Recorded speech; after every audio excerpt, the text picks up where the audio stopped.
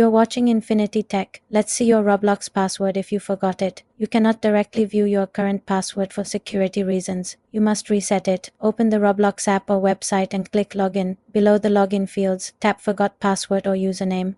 Enter your email address or phone number linked to your account. Roblox will send you a password reset link or a verification code.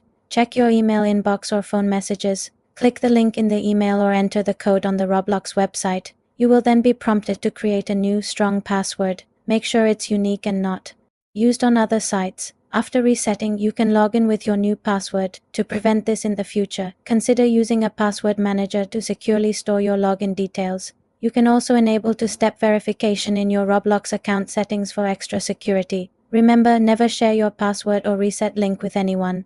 If you no longer have access to your email or phone, contact Roblox support for help recovering your account. For more simple computer tutorials, subscribe to the channel.